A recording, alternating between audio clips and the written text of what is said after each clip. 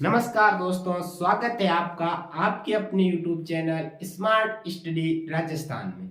मैं आपके सामने हाजिर हूँ राजस्थान करंट अफेयर्स की जो साप्ताहिक क्लास लेके आता हूँ उसमें। इसमें हम हर संडे को एक राजस्थान करंट अफेयर्स की क्लास लेते हैं, जिसमें सोमवार से लेकर संडे तक की जो जो महत्वपूर्ण राजस्थान करंट अफेयर्स से संबंधित सवाल बनते हैं, जो हमारे एग्जाम में आने लायक सवाल होते हैं, वो उस क्लास में करवा दिए जाते हैं।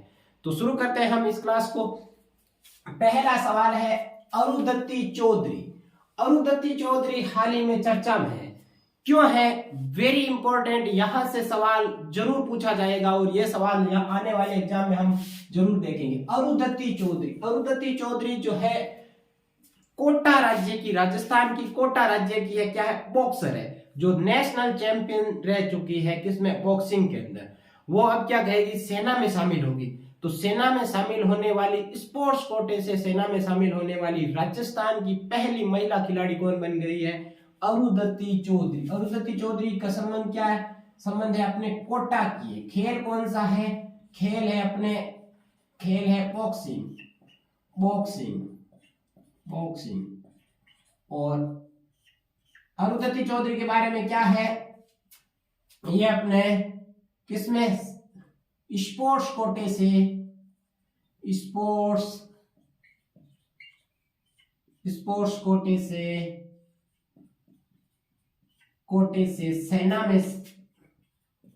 सेना में शामिल होने वाली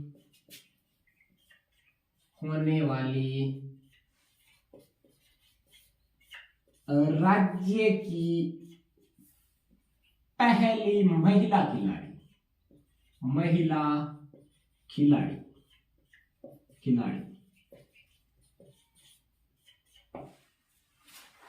ये क्या हो? राजस्थान के पहली महिला खिलाड़ी बन गई है जो स्पोर्ट्स कोटे में शामिल होगी। अब स्पोर्ट्स कोटे से मतलब सेना में शामिल होगी। स्पोर्ट्स कोटे में से सेना में शामिल होगी। सेना में भी किस पद पर? हवलदार के पद पर। हवलदार। वैसे हवलदार ऐसे नहीं पूछे जाएंगे, लेकिन राजस्थान की पहली ऐसी महिला खिलाड़ी है जो किससे? स्पोर्ट्स कोटे से सेना में शामिल होगी। कौन? अरुंधति चौधरी। कहां से है? कोटा से। किस खेल से है? बॉक्सिंग से, जो क्या है? नेशनल चैंपियनशिप रह चुकी है, नेशनल चैंपियन। अब है ज्योति किरण राजस्थान वित्त आयोग की 5वीं अध्यक्ष। अभी राजस्थान वित्त आयोग का 6वां अध्यक्ष है जो प्रद्युमन सिंह है, लेकिन 5वीं अध्यक्ष थी जिनका नाम है ज्योति किरण। जो ज्योति किरण क्या करेगी? G20 में महिला समूह होगा ना, महिला समूह में भारत का प्रतिनिधित्व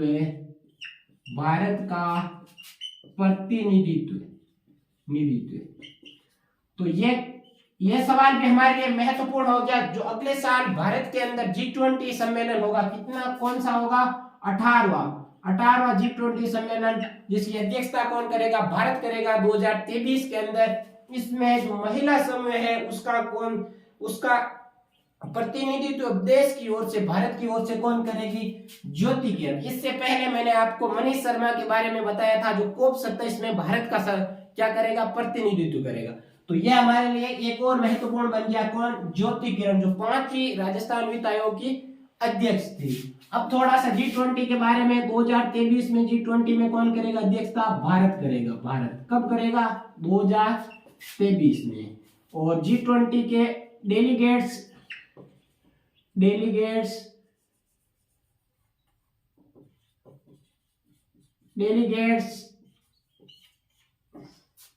देशों का जो सम्मेलन होगा, डेलीगेट्स जो समूह है, डेलीगेट समूह का सम्मेलन कौन करेगा? समूह का सम्मेलन कहाँ होगा? सम्मेलन होगा अपने जोधपुर के अंदर। और जो कौन? शेरपा सम्मेलन। कैसा सम्मेलन? शेरपा सम्मेलन G20 का कहां पर होगा? उदयपुर के अंदर। और कॉन्फ्रेंस भी होगी कहां पर? उदयपुर और जयपुर के अंदर। तो G20 भारत 2023 में G20 की अध्यक्षता करेगा। कौन सा G20 होगा? 18वां सम्मेलन होगा। और G20 डेलीगेट समूह का जो सम्मेलन कहाँ होगा? अपने जोधपुर के अंदर, और शेरपा सम्मेलन G20 का कहाँ होगा, उदयपुर के अंदर। वेरी इंपॉर्टेंट है, ये हो गया। और इसकी अपने महिला समूह की अध्यक्षता कौन करेगी, ज्योति किरण, जो राजस्थान के वित्त आयोग की 5वीं अध्यक्ष रह चुकी है। अगला सवाल ये लगा ले हमें, वेरी इंपॉर्टेंट, वेरी इंपॉर्टेंट, ये सवाल हमारे एग्जाम में जरूर पूछा जाएगा। हर 2 साल के बाद में किसकी भूजल की रिपोर्ट जारी होती है। कल रिपोर्ट जारी हुई थी राजस्थान के भूजल स्तर, पूरे देश के भूजल स्तर की जारी होती है, लेकिन हमें राजस्थान से मतलब है।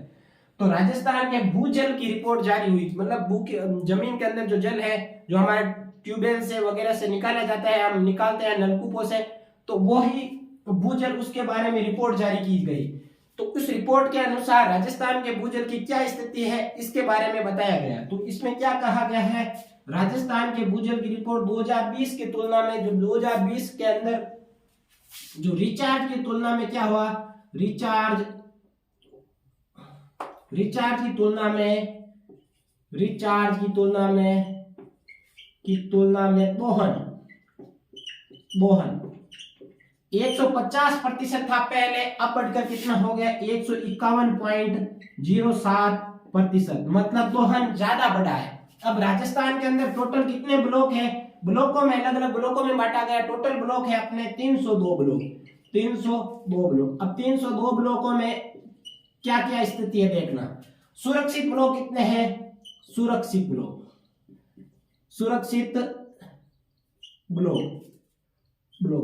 ब्लॉक मतलब जहां पर भूजल स्तर की स्थिति क्या है, अच्छी है, टोटल है 38 ब्लॉक। और अति दोहित ब्लॉक जहां से सबसे ज्यादा क्या निकाला जाता है, पानी निकाला जाता है, डार्क जोन है ये, डार्क जोन। ये कितने हैं, 219। पहले 203 थे, अब बढ़कर कितने हो गए, 219 हो गए। अब है अपने क्रिटिकल ब्लॉक या फिर नाजुक स्थिति में,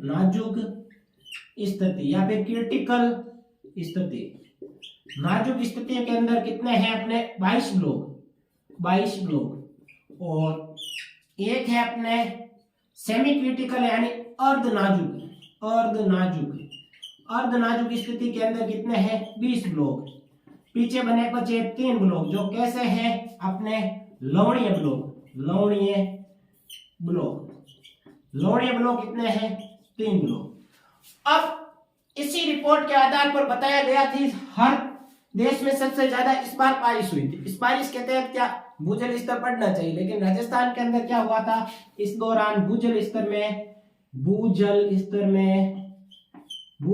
में क्या हुई थी, कमी। और कमी कितनी हुई थी, 2 मीटर भूजल स्तर राजस्थान का क्या चला गया, नीचे चला गया। तो ये क्या है, चिंता का विषय। और सबसे ज्यादा दोहन किस जिले में होता है, सर्वाधिक दोहन होता है अपने 323% सर्वाधिक दोहन किस में होता है, जैसलमेर जिले के अंदर। तो जैसलमेर जिले के अंदर सर्वाधिक दोहन होता है। अब ये क्या है, आंकड़े, हम याद करते नहीं है, छोड़ देते हैं, क्या यहाँ से सवाल आएगा या नहीं आएगा, लेकिन यहाँ से सवाल आपके जरूर पूछा जाएगा। आप 1-2 बार इसको पढ़ना, याद हो जाएंगे। मैंने भी आज ही देखे हैं, लेकिन फिर भी याद हो गए ना, तो पढ़ोगे तो याद हो जाएगा।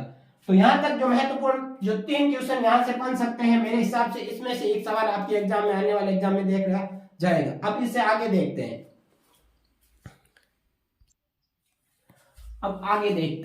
अगला सवाल है मिशन एकलव्य। ये मिशन अभियान, ऐसी चीजें एग्जाम में पूछी जाती है जो RSM SSB तो इसके पीछे ही पड़ गया। जैसे अभी एग्जाम में उनमें आप देख ही सकते हो, अभियान सबसे ज्यादा अभियान पूछ रहे, हर एग्जाम में ये अभी वनपाल वनरक्षक हर शिफ्ट में ऐसा अभियान पूछ रहे। तो मिशन एकलव्य कहाँ शुरू किया गया, तो मिशन एकलव्य कहाँ किया गया, चित्तौड़गढ़ जिले में। क्या है मिशन एकलव्य, इसके अंदर क्या किया जाता है, जो प्रतियोगी परीक्षा कंपटीशन की तैयारी करने वाले जो विद्यार्थी है ना जिले के अंदर, उनके लिए क्या करना, लाइब्रेरी की स्थापना करनी। तो किसके लिए, प्रतियोगी परीक्षा की तैयारी करने वाले विद्यार्थियों के लिए क्या करना, लाइब्रेरी की स्थापना। स्थापित करना, मतलब उस जगह में लाइब्रेरी की स्थापना करना। किसके तहत? मिशन एकलव्य, एक ऐसा मिशन चलाया गया जिसके तहत उसके जिले में प्रतियोगी परीक्षाओं के लिए लाइब्रेरी, विद्यार्थियों के लिए लाइब्रेरी स्थापित करना। अब वंडर सीमेंट, जो मेमर्स वंडर सीमेंट है, वो अपना क्या लगाएगी? प्लांट लगाएगी। प्लांट कहाँ लगाएगी? जैसलमेर के अंदर, जैसलमेर के अंदर। तो ऐसे तो प्लांट कौन लगाने देगा? जैसलमेर के अंदर उसकी जगह नहीं है तो प्लांट कौन लगाने देगा? तो राज्य सरकार ने क्या अभी जमीन आवंटित की है? कितनी जमीन आवंटित की है? 400 हेक्टेयर जमीन पर अपना क्या लगाएगी? प्लांट लगाएगी। और इसके लिए निवेश कितना करेगी? ये निवेश करेगी अपने 4200 करोड़ रुपए का, 4200 करोड़ रुपए का। ये हमारे लिए एक और इंपॉर्टेंट है, राजनीतिक आख्यान संग्रहालय। राजनीतिक आख्यान संग्रहालय क्या है? मतलब राजनीतिक के बारे में के अंदर जो राजनीतिक पॉलिटी होती है ना, उसके बारे में, विधानसभा में क्या चल रहा है उसके बारे में बच्चों को ज्ञान करवाने के लिए जो 14 नवंबर होगी ना आने वाली अगली, जिसको बाल दिवस के रूप में मनाया जाता है पंडित जवाहरलाल नेहरू की जयंती के तौर पर, उस दिवस से 1 महीने के लिए सीपी जोशी जो विधानसभा अध्यक्ष है उन्होंने कहा है कि ये संग्रहालय बना का है, ये संग्रहालय बना है विधानसभा जो भवन है ना वहां जो जयपुर के अंदर, इसमें किया जाएगा, बच्चों को जो स्कूली विद्यार्थी है ना उनको निःशुल्क प्रवेश दिया जाएगा। कितने दिनों के लिए? 1 महीने के लिए। तो ये एक संग्रहालय की स्थापना की गई, जो देश में पहला ऐसा राज्य बन गया राजस्थान जो क्या ऐसा संग्रहालय स्थापित किया है। तो क्या क्या है इसके अंदर? बाल दिवस के अवसर पर, बाल दिवस के अवसर पर 14 नवंबर से स्कूली बच्चों को क्या दिया जाएगा? निःशुल्क प्रवेश। कितने समय हेतु? 1 मंथ हेतु।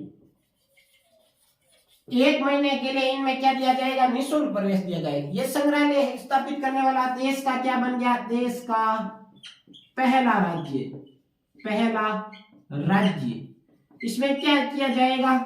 बच्चों की अलग सिखाया जाएगा उस विधानसभा के अंदर क्या क्या चलता है, जैसे कौन सा प्रश्न काल होता है, कौन सा बजट सत्र होता है, अलग अलग सत्र के बारे में, प्रश्न पूछने के बारे में ये चीजें समझाई जाएगी। जैसे एमएलए क्या करता है, कैसे बोलता है, क्या करता है, उन चीजों के बारे में इसके अंदर बताया जाएगा। लेकिन संग्रहालय का नाम क्या है? राजनीतिक आख्यान संग्रहालय, मतलब राजनीति के बारे में ज्ञान करवाना।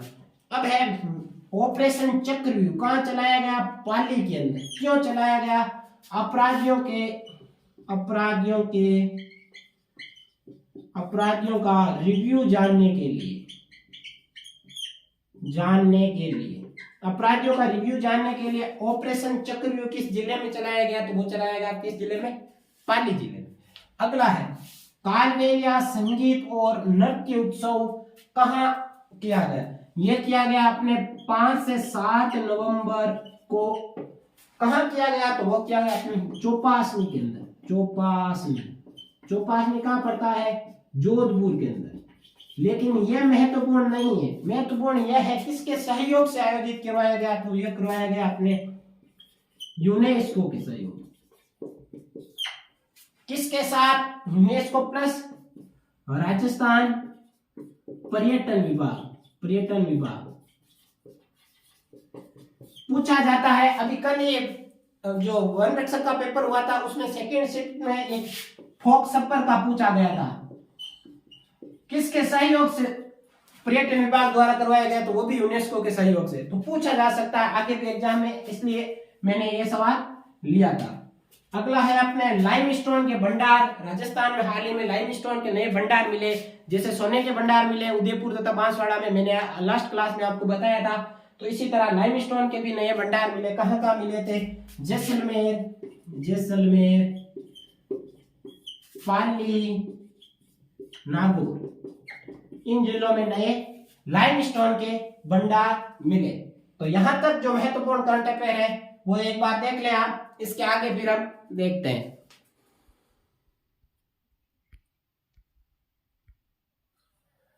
अगला क्वेश्चन है जहां ए खुसरो क्या है? एक क्या है? विश्व विश्व सूफी सूफी संगीत फेस्टिवल है। फेस्टिवल सूफी संगीतों का क्या है, जो संगीतकार है उनका क्या है, फेस्टिवल। कहाँ कब आयोजित होगा, 19 नवंबर को। कहां पर, अल्बर्ट हॉल में। अल्बर्ट हॉल म्यूजियम कहां पर है, तो वो है अपने जयपुर के अंदर। क्या नाम दे दिया, सूफी, जो विश्व सूफी संगीत फेस्टिवल, इसका नाम दे दिया। जहां एक खुसरो, आयोजन कब होगा, 19-20 नवंबर को, अल्बर्ट हॉल कहां पड़ता है, जयपुर के अंदर। अगला है राजस्थान डीजी फेस्ट। एक डीजी फेस्ट इससे पहले 19-20 अगस्त को भी हुआ था। कहां पर, जयपुर के अंदर, जिसके अंदर जो अपने पहला कृषि जो वो अपने ड्रोन है, इस ड्रोन का विस्रोन इसका क्या किया था, परीक्षण किया था, जो एग्जाम में पूछ लिया गया था। किसमें, अभी हाल ही में जो एग्जाम हुआ था, एक तो इसमें वनपाल में भी पूछा था कि राजस्थान का जो डीजी फेस्ट का आयोजन कहाँ हुआ था, तो वो पूछा था जयपुर के अंदर। उसमें तारीख दे रखी थी 19-20 अगस्त। तो अगला ये भी पूछा जा सकता है, ये तो बहुत ज्यादा चर्चा में भी चला था, बहुत ज्यादा प्रचार भी कर रही है गवर्नमेंट इसकी। इसमें क्या कर रही है कि गवर्नमेंट युवाओं को रोजगार देने के लिए अलग अलग कंपनियां आएगी। यहाँ पर कंपनियां अगर युवा जैसे आएंगे, उनको बुलाया गया, पहले फॉर्म भरवाया गया। फॉर्म के तहत वो वहां जाएंगे। कहाँ पर जाएंगे, पॉलिटेक्निक कॉलेज जोधपुर के अंदर। वहां जाकर अपने मतलब जो कंपनी में जिसमें इच्छुक है उसमें वह जा सकते हैं। अलग अलग कंपनी वाले वहां बैठेंगे कि आपका क्या क्या क्वालिफिकेशन है, क्या क्या एक्सपीरियंस है, उसके अकॉर्डिंग उनको ले लेंगे। तो ये क्या है, राजस्थान डीजी फेस्ट, जिसका आयोजन 11 से लेकर 13 नवंबर 2022। आज लास्ट है इसका IT job fair. IT job fair एक जॉब फेयर है, मतलब इसके तहत क्या दिया जाता है, युवाओं को रोजगार। लेकिन वेरी इंपॉर्टेंट तो यह है कि यह हुआ कहाँ था, जोधपुर के अंदर। और जोधपुर के अंदर भी कहाँ पे, पॉलिटेक्निक कॉलेज के अंदर, जोधपुर के अंदर पॉलिटेक्निक कॉलेज है, वहां पर हुआ था। कौन सा, Rajasthan DG fest IT job fair, जिसका आयोजन 11 से 13 नवंबर 2022 तक, जो युवाओं को रोजगार दिलाने हेतु। अगला है इंडिया स्टोन मार्ट 2022। इसका आयोजन कब से कब तक हुआ था, अपने 11 से 12 नवंबर 2022। कहां पर हुआ था, सीतापुरा में। और सीतापुरा कहां पड़ता है, सीतापुरा जयपुर के अंदर। तो इसके तहत क्या हुआ था, जयपुर आर्किटेक्चर फेस्टिवल का आयोजन करवाया गया। और इसका आयोजन किसके सहयोग से हुआ, सीडीओएस, एक तो सीडीओएस और एक है फिक्की संगठन द्वारा। और इसका मुख्य प्रायोजक कौन है, मुख्य प्रायोजक मतलब करवाने वाला मेन कौन है, प्रायोजक कौन है, अपने रिको। तो यहां तक जो महत्वपूर्ण करंट अफेयर्स है सितंबर की इस क्लास में मैंने करवा दी। वैसे आपको मैं करंट अफेयर्स हर रोज देता हूं, डेली करंट अफेयर्स। किस पर, स्मार्ट स्टडी राजस्थान के टेलीग्राम चैनल पर। आप उस चैनल से भी जुड़े, जो वन लाइनर क्वेश्चन है वो भी कीजिए, और इसके साथ साथ जो क्विज है वो भी कीजिए, जिससे आपकी प्रैक्टिस हो जाए, जो राजस्थान करंट अफेयर्स का सवाल आपके गलत नहीं हो। तो धन्यवाद दोस्तों, जय हिंद।